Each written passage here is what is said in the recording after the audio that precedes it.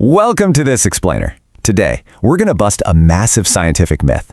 You see, most of us just assume that heat always makes things dissolve faster, right? I mean, you heat up your tea, you stir in the sugar, and it vanishes in seconds. But is that a universal law of nature? Well, absolutely not. It's actually fascinating how chemistry works when you really look under the hood. So today, we're going to use the incredible science of solubility to reveal what actually happens when temperatures change. Here is our agenda for today. We'll cover the basics of solubility, the general temperature rule, the surprising rule breakers, why gases behave differently, reading solubility curves, and finally, the 3 saturation states. Section 1. The basics of solubility. Setting the baseline. Okay, let's dive right in by laying down our absolute fundamental building block. Picture a standard glass laboratory beaker, and imagine it containing exactly 100 grams of water. That water, that's our solvent. Now imagine gradually dropping in a solid crystal, like salt or sugar. That crystal is our solute. As you stir it, those solid crystals break apart into individual particles and distribute perfectly evenly among the water molecules, forming a solution. But here is the crucial thing to remember. The golden rule of solubility always anchors on this exact baseline, exactly 100 grams of solvent at one specific temperature. That 100-gram mark, that's our scientific anchor for everything we're about to talk about. Section 2. The general temperature rule. Heat and solids. So now that we have our baseline, let's look at how adding heat changes the game. For a massive majority of solid compounds, cranking up the heat genuinely increases their solubility. Think about common solid solutes like potassium nitrate, silver nitrate, potassium chloride, copper sulfate, or sodium nitrate. If you have that beaker of water at, say, 20 degrees Celsius, only a certain amount of that solute is going to dissolve. But as you heat that beaker up to 40, then 60, then 80 degrees, increasingly more of those solid crystals will dissolve into the water. The particles get energized, they break apart, and the water can literally hold considerably more of the substance. Section 3. The surprising rule breakers. Defying expectations. But wait, is that heat rule universal? If you're banking on higher temperatures always meaning higher solubility, you are falling into a classic chemistry trap.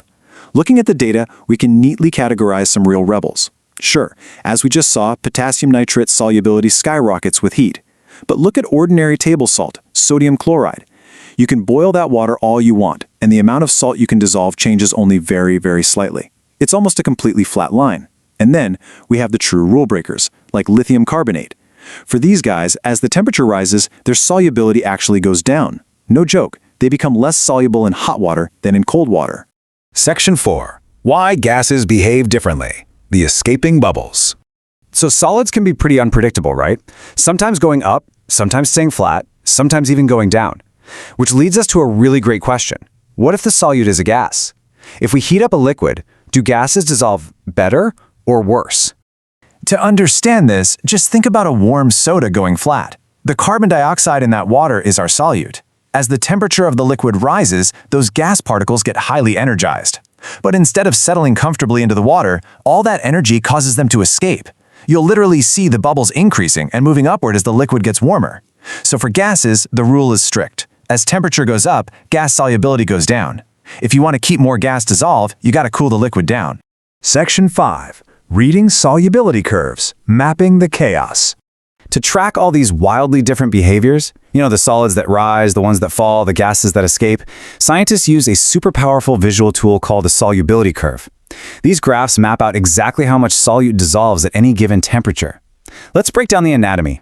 On the x-axis at the bottom, we track the temperature in degrees Celsius. On the y-axis on the side, we track the grams of solute. And remember our golden rule? That y-axis is always strictly anchored to exactly 100 grams of water. On one of these graphs, you're going to see multiple lines crisscrossing, tracking multiple substances simultaneously. Smooth upward curves, those are your typical solids. Nearly flat lines are your salts. And those downward curving lines, those are your gases, like ammonia or sulfur dioxide, and your exception solids. Reading these curves is actually incredibly intuitive. It's just a simple 4-step process. Let's say you want to know exactly how much potassium nitrate dissolves at 60 degrees. Step 1, find 60 degrees on the x-axis. Step 2, trace a line vertically straight up until you hit the specific curve for potassium nitrate. Step 3, from that point on the curve, trace horizontally to the left until you hit the y-axis. And finally, step 4, just read the number. Boom! That number is the exact maximum grams of solute you can dissolve in 100 grams of water at that specific temperature.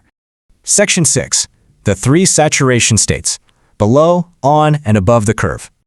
So, we know how to read the map. Now let's decode what that map tells us about the physical reality inside our beaker.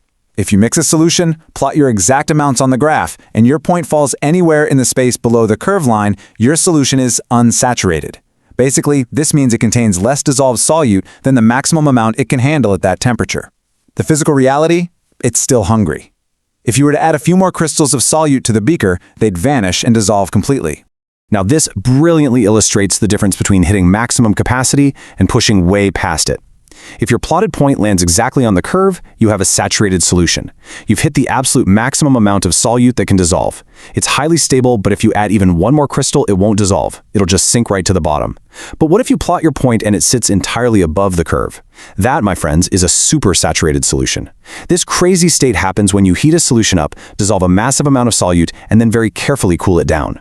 For a brief time, the water actually holds more solute than it normally should at that colder temperature. But it is extremely unstable. If you drop just a single tiny seed crystal into a supersaturated beaker, the excess solute will rapidly and violently crystallize right before your eyes. It is wild to see.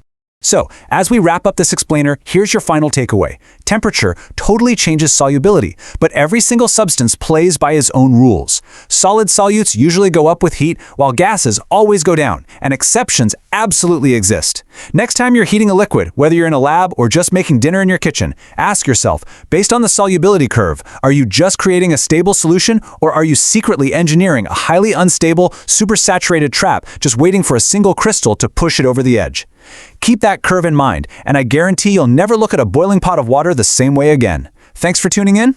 Like, subscribe, and join us for more amazing videos.